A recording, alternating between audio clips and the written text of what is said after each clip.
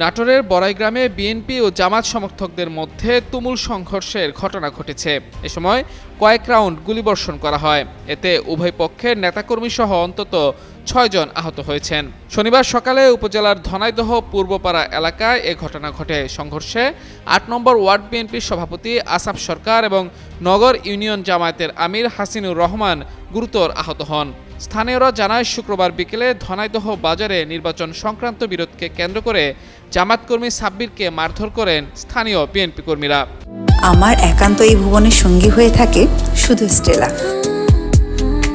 পরে শনিবার সকালে বিএনপি নেতা আসাফ সরকারকে মারধর করেন জামায়াত কর্মীরা।